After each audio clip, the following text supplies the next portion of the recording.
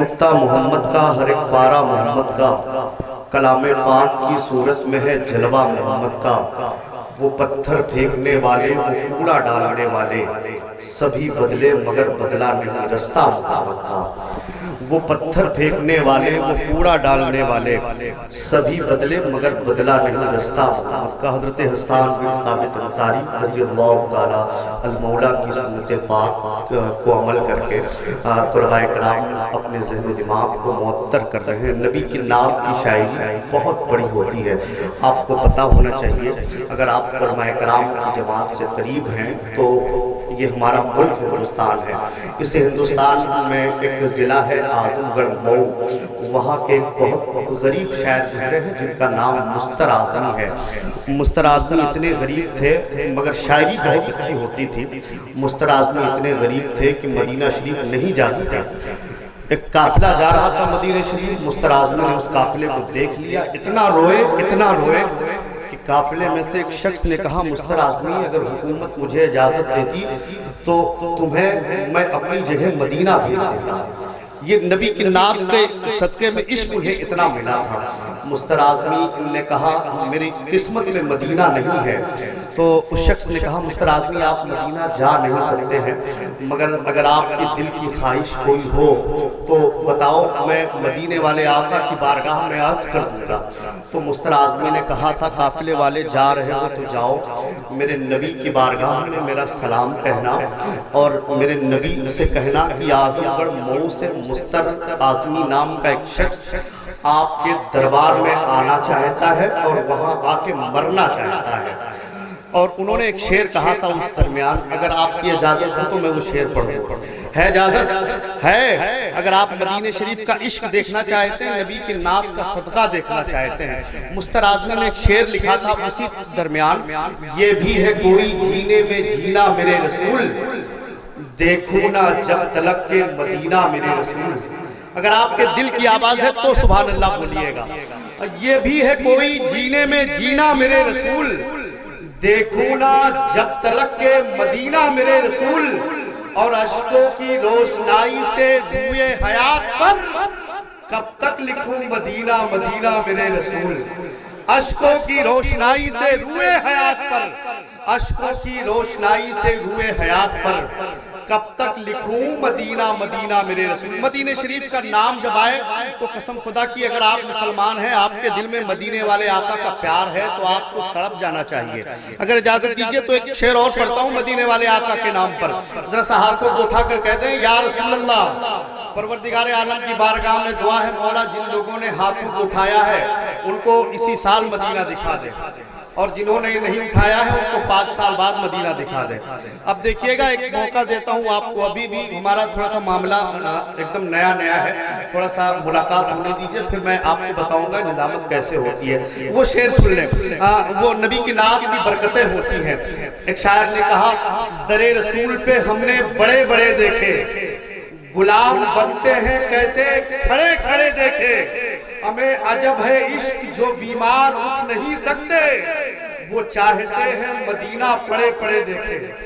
عجب ہے عشق جو بیمار اٹھ نہیں سکتے، وہ چاہتے ہیں مدینہ پڑے پڑے دیکھیں، وہ چاہتے ہیں مدینہ پڑے پڑے دیکھیں۔ دارالعلوم غریب نواز کے تمام تر طلباء کرام اور دارالعلوم غریب نواز کے تمام تر اساتذہ کرام، میں ان سب کی ڈیوٹیوں کو اپنے سر کا تاج بناتا ہوں اور ان کا آمد کا استقبال کرتا ہوں۔ آپ نے ان تمام تر شورائے کرام کو، طلباء کرام کو سماعت کیا۔ اب میں آپ کو وہاں تک لے چلتا ہوں جہاں سے ہمارے مہمان شورائے کرام کی لسٹ شروع ہوتی ہے۔ ہمارے علاقہ سعد اللہ نگر بلرام پور سے آئی ہوئی ایک بہت مضبوط آواز پورے ملک ہندوستان کی ضرورت، شاہکار ترنم بھائی مولانا اخلاق محبوبی بلرام پوری سے میں گزارش کر رہا ہوں، آپ کا فرض بنتا ہے آپ آنے والے مہمان کا استقبال کر لیں۔ نعرہ تکبیر! ایسے نہیں، ذرا سا اور بیدار کریں، اپنی بیداری پیدا کر لیں، ورنہ ہر موڑ پر ہمیں شکست دی جا رہی ہے، یہ آپ جانتے ہیں۔ جب تک آپ بیدار نہیں ہوگے آپ کو ہر موڑ پہ شکست کھانا ہے، اور اگر ایک بار قسم خدا کی بیدار ہو گئے دنیا ہماری طاقت کا لوہا مانتی چلی آ رہی ہے۔ نعرہ تکبیر! نعرہ رسالت! مسلک اعلیٰ حضرت! جشن عید میلاد النبی! فیضان غوث اعظم! فیضان غریب کا ہندوستان، ہندوستان کا سنی مسلمان، کہ سنتے ہیں کہ محشر میں صرف ان کی رسائی ہے، صرف ان کی رسائی ہے، صرف ان کی رسائی ہے، سنتے ہیں کہ محشر میں صرف ان کی رسائی ہے، صرف ان کی رسائی ہے، سنتے ہیں کہ محشر میں، کہ سنتے ہیں کہ محشر میں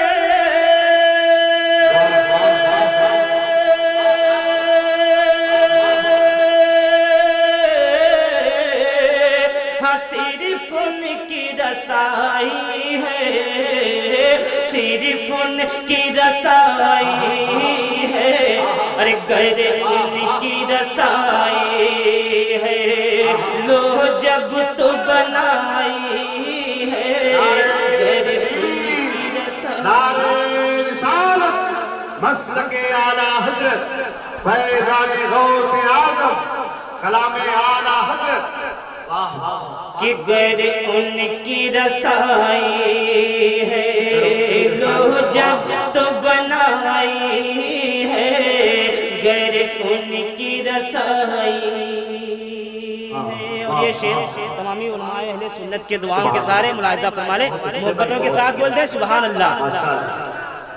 کہ سب نے صف محشر میں للکار دیا ہم کو، للکار دیا ہم کو، للکار دیا ہم کو، سب نے صف محشر میں للکار دیا ہم کو، للکار دیا ہم کو، سب نے صف محشر میں، کہ سب نے صف محشر میں للکار دیا ہم کو، للکار دیا ہم کو، سب نے صف محشر میں، کہ سب نے صف محشر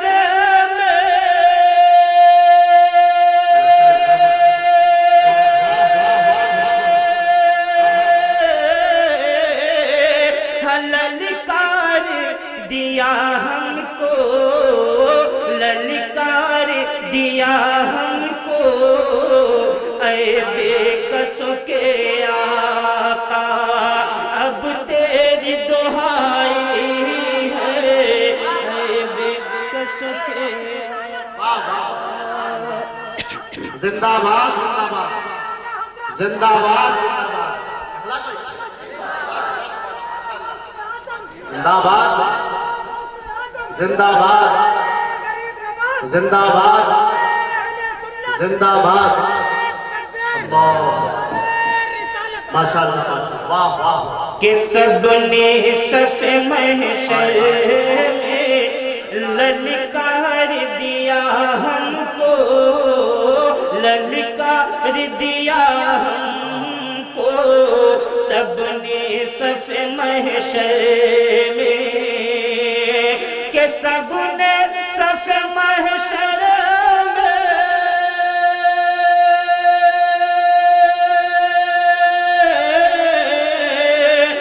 للکار دیا ہم کو، للکار دیا ہم کو، اے بے کس کے آقا اب تیری دہائی ہے، اے بے کس کے آقا اب تیری دہائی ہے، اے بے کس کے آقا۔ اور ایک شعر نقیب اہل سنت حضرت علامہ ہاشم صاحب قبلہ کے حوالے سے محبتوں کے ساتھ بول دیں سبحان اللہ۔ کہ مجرم کو نہ شرمائے احباب کفن ڈھک دو، احباب کفن ڈھک دو، احباب کفن ڈھک دو، مجرم کو نہ شرماؤ، کہ مجرم کو نہ شرماؤ،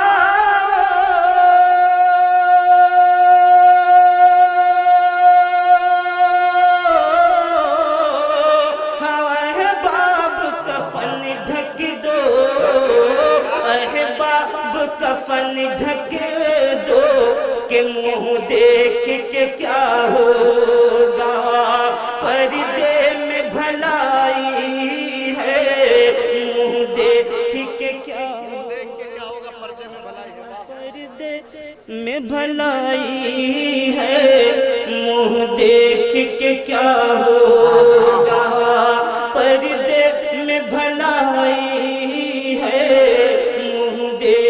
کہ کیا ہوگا۔ اور ایک آخری شعر، ایسا شعر کہ میرا ایمان و عقیدہ ہے کہ شعر پر کوئی بھی عاشق رسول خاموش نہیں بیٹھے گا۔ شعر ملاحظہ فرمائے کہ اے عشق تیرے صدقے جلنے سے چھٹے سستے، جلنے سے چھٹے سستے، اے عشق تیرے صدقے جلنے سے چھٹے سستے، جلنے سے چھٹے سستے، اے عشق تیرے صدقے، کہ اے عشق تیرے صدقے